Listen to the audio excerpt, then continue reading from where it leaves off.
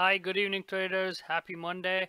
And this is Krishna Joshi here, bringing you today's trader takeaways. Quite an interesting day as far as the market was concerned. Canada, Mexico, US reached the NAFTA agreement. That was announced like just before midnight yesterday. So that was pretty interesting how the markets were going to gap up. The futures obviously are trading much higher. Um, so we had a nice little gap up above the 291.50 that has been acting as a resistance on the spice. And after that, we saw like a nice little push in the morning, and we just sold off for the rest of the day. And all throughout the day, we had like these conferences going on from the White House. We had these meetings. We had quite a lot of these Fed chairmen speaking as well. So during the course of that, quite a lot of information about the forward-looking path in terms of the economy came out, and which is why we saw quite a few sell-offs. So we did catch a few of the moves in SPYs. Had one short in SPYs and the other one in Qs. So right around here, I was short in SPYs and Qs. That ended up working out pretty well. We had a nice little drop, covered into the wash, because all I was looking was into the 292.50 area. And then we had a nice little bounce off of the 292 right around here, and a nice rollover, and then had a nice little sell-off on the SPYs again. So a couple of short setups on the SPYs worked for me. Wasn't really actively trading it, but more as a reference point to give me an indication about how the market wants to act. And I was basing off my other trades majorly in GE off of that. So GE was my best stock on the day, but I'll go to that one the last because I had quite a few setups in that one. But looking at the other ones, quite a few low floats and the cannabis stocks. So I'm going to jump on to the first one, which is OGEN, former runner, low float stock. It's been up since 40 cents, and now we're looking at 180, and even after hours it's looking up much higher.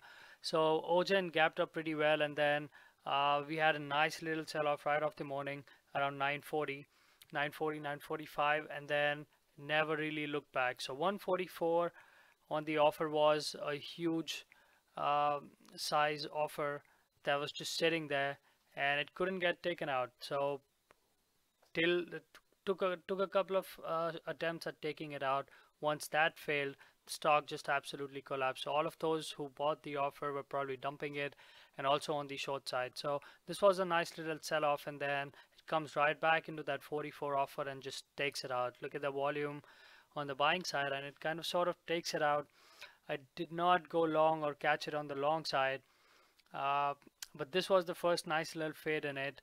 And then since then, I'd been looking at good spots to get on, join the trend on the long side. So nice little push into VWAP, and then we see like a nice wedge at that 160 area, and then ended up being a good, pretty decent long at 160, and caught a move into the 170 area. So this was a nice little first long, and then as it was just going sideways, not really making new highs and coming back to VWAP, this was a nice sell-off. Look at that, absolutely got capitulated from 165 to 125-ish, which is pretty much the day lows, and then comes right back up.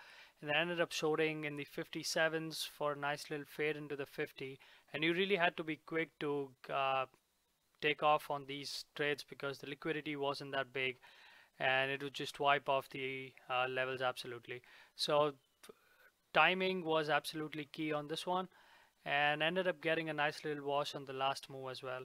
So overall a nice trade. About I would say one long trade, one short, and one short. So about three short trades, one long trade, ended up being out pretty good stock for me. Looking at jumping onto the cannabis names, NBEV and IGC, absolutely monster stocks, up 65 and 40% respectively, NBEV and IGC. And TLRY had a nice little gap up and just kept going higher. So NBEV we long Friday after hours, took off everything pretty much at the top in the 85-87 area, and the stock was gapping nicely above it. It's watching at that 625 in the morning. Sort of hesitated and it went down, so I was happy to not have bought it, but it came back to 625 and just absolutely took off. In fact, by the time we opened, we were at like well above $7.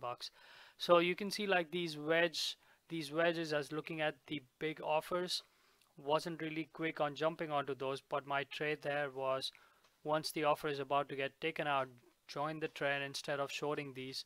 I was looking at long setups absolutely all day, and I could have done so much better in this one.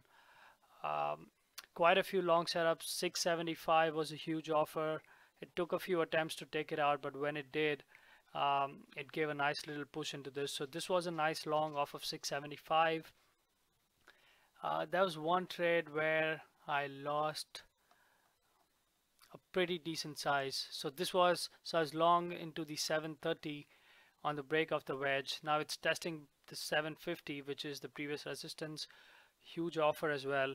And once that failed, it did not even go to 750. It was 48 highs, I think, 748 high on that one, and just took a massive loss on this one, because now I'm looking at the breakout of the wedge, and then the stock's probably continuing higher, but rather it ends up being like a nice shakeout, like a double triple top. Doesn't want to take 750 out on this attempt, and ended up being a fat loss for me on this one. So this is where I gave back a pretty decent chunk of what I was doing on the day in NBEV. And then again, for the rest of the day, I was looking at these wedge breakouts, and then just joining the trend on the long side. Not a lot of short setups, I would say. Probably 90% long setups, maybe one short setup somewhere in here. But again, all of these setups, I was just looking at joining the breakouts, buying the 790s, 95s, risking slightly below the previous lows, and then it would just take off like a rocket, and then it just wouldn't look back. This was again another setup. Ended up buying 24s, ended up buying 29s, and then just taken to the previous highs. So long setups were definitely working. So was IGC working on the long side. This was much weaker, up 40% versus that was up 65%. But the short, you can see like a much broader consolidation here versus NBEV between, let's look at this, from 11 o'clock to 2 o'clock, nice little consolidation in IGC, whereas NBEV between 11 and 2 did make a new high in between that. And this one did break out pretty sharp right around the close, which is what it's been doing all throughout last week. So not a surprise completely. But once it took off the 8 was really holding as the VWAP. It started trading below it, gave a couple of short setups, and this was the one I was definitely trading on the short side. I was shorting 810s, 812s, and then covering everything into the wash at 785, 87, and then gave me a couple of setups like that. This one, by this time, NBEV was really looking strong, so this was more like just catching up with NBEV. So did not short this one, but look at the long setup. Absolutely would have worked so fantastically. Buy around the 785s with half my stop below 737. This would have been the ideal trade.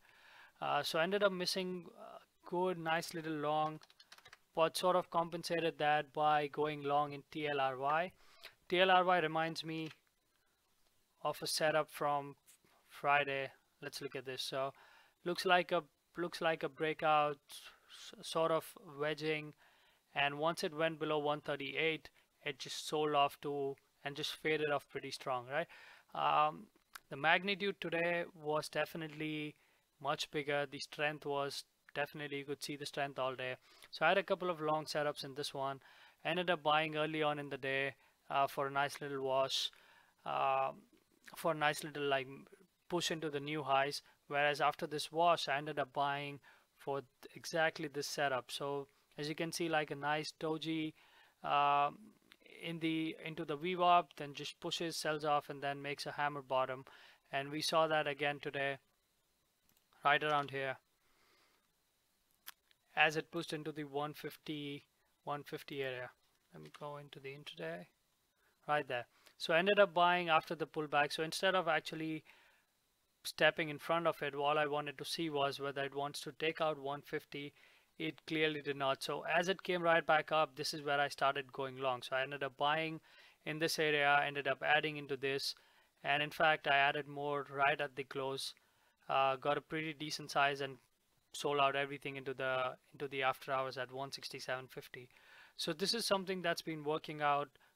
Staying out of trouble today for me was specifically because I was able to stay with the trend, not go against it, and identifying those long setups and actually taking those. So instead of waiting for these short setups all day, or maybe I would have run out of patience, probably stepped in front of it. So instead of that, I was looking at setups in all those three cannabis stocks to go long, and that definitely worked out and paid off. The big boy of the day was GE.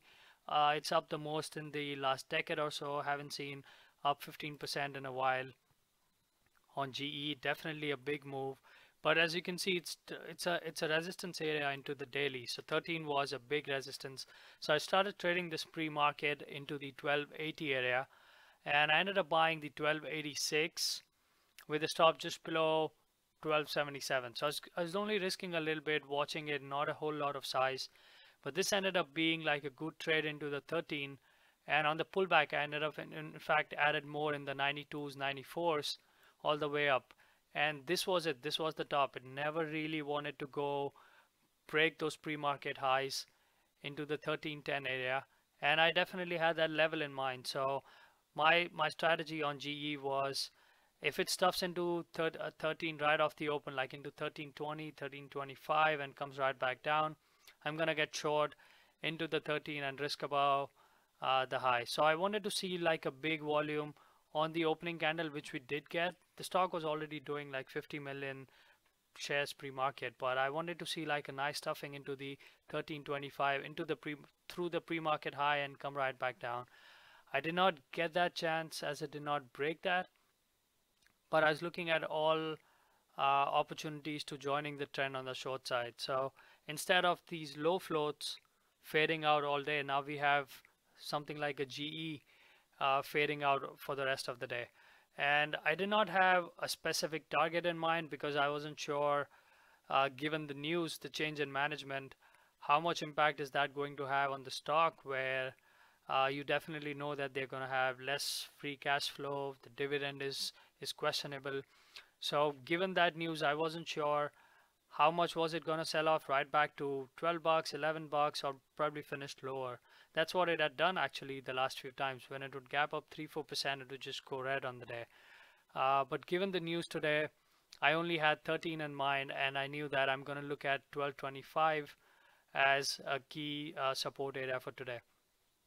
So I ended up joining trend on the short side on a lot of these rollovers. So every opportunity I got where I felt like the buyers were pushing it, but actually it would go up a cent and then just sell off more, those were levels where I was looking to get short. So something like 65. So if it had trouble going through the 5s and 10s, for example 1265, if it took a lot of attempt to break 1265 and comes right back down, so I'm shorting 64, 63 on the way down and fading it for like a 4 or 5 cent drop, because my risk on these setups practically goes down to losing a cent on it. So if I'm shorting 64 or 65, I know that I can pretty well cover 66s on the offer if it goes up. So I'm risking about 2 cents and I'm making about 5-6 on the way down. And this ended up working out pretty well, pretty much for the rest of the day. What I could have done was maybe traded around the core and put on a short setup, let's say at 1268, and then just left it for the rest of the day. It could have very well paid off, but again, like I said, the strategy here was to get a feel for the level, to understand what the stock wants to do and not get caught up if it wants to make a new high. So keeping that in mind, I was just making sure that I'm not really stepping in front for a big size, and also my losers were really going to be small. So I ended up getting like at least about 5 setups for the rest of the day. This another setup was at 1250, 1251, the other one at 1240, and a couple of setups right at the close. So 1225 was definitely, after a lot of trouble when it broke that, this was a nice little fade off, and another one. So 5 nice entries. I was trying to leave it alone for the once it consolidated or it was going sideways, or a buyer was stepping in front and pushing it higher. So there's definitely a lot of dark pool liquidity, but my goal here was to short into the stuff, risk a few cents, and catch about 5-7 cents on the way down. So G was more like a market making slash scalping stock for me, but ended up being the best stock on the day, followed by TLRY, OGEN, and the other cannabis stocks. So overall, a pretty good day. The volume was packed. I was looking at the volume stocks, and for tomorrow, I'm gonna watch SFIX, which has earnings today after hours. The stock's trading down, and let's see how that works out. So a pretty good day. A lot of low floats. I don't want to go over all of them, but if you have any other specific stock in mind, we can definitely cover that. But that's it from me for today, guys. Thanks again for watching, and keep liking and subscribing and sharing with your friends. This is Krishna Joshi with 7 Points Capital. Thank you.